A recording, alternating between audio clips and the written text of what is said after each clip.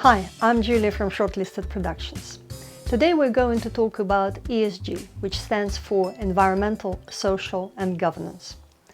The other day when I was promoting my course on corporate climate reporting, I had a few unfriendly comments on LinkedIn, pointing out that ESG reporting, including climate reporting, is nothing else than environmental, social greenwashing.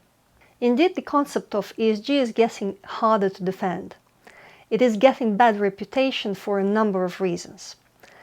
First of all, it doesn't help that we have too many reporting standards and guidelines, as well as various industry and country regulations.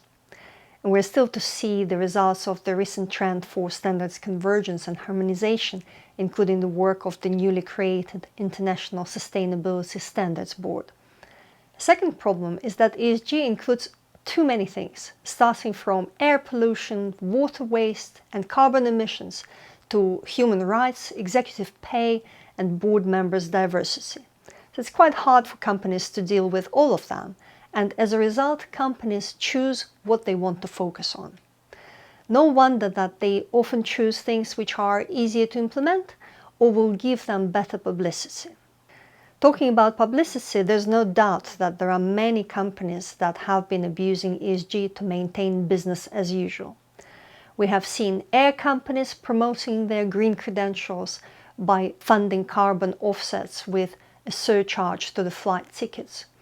We see now how oil and gas companies promote hydrogen blending with gas for homes, saying that this will save the planet, while we still don't produce enough green hydrogen necessary to decarbonize heavy industries.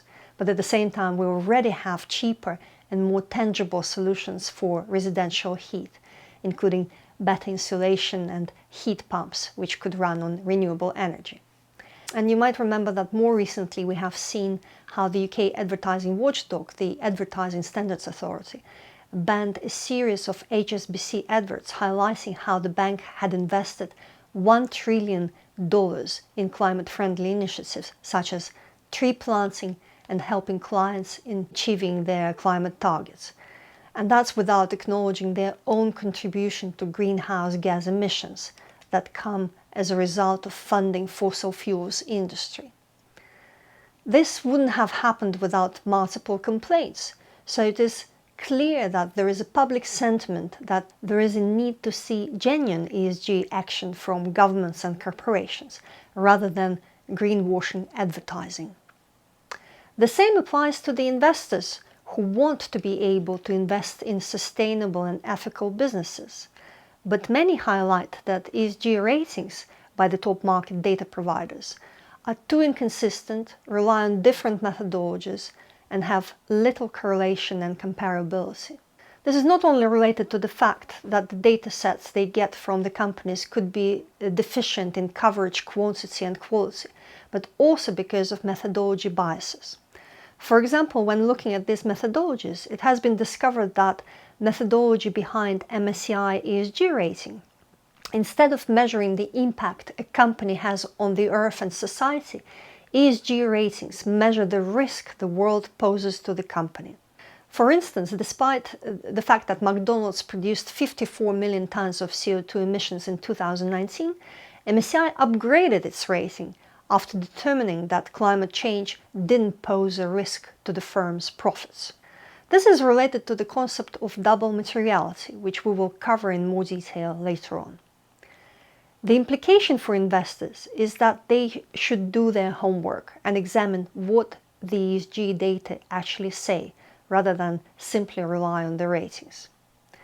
So there's no wonder that there is some lack of trust in the concept of ESG. Some companies have even reduced their disclosures and started under-communicating their sustainability activities and climate commitments, in fear of being accused in greenwashing. In fact, we have got a new term for this, greenwashing. Whether the companies choose to shout about their sustainability efforts or not, it is clear that the winners will be those companies which make ESG agenda, sustainability and carbon reductions a core component of their strategic direction. Sustainability and associated issues must be a core of the strategy. It is not something which lives in the marketing department. It should be part of the C-suite big decisions, especially when it comes to capital allocation.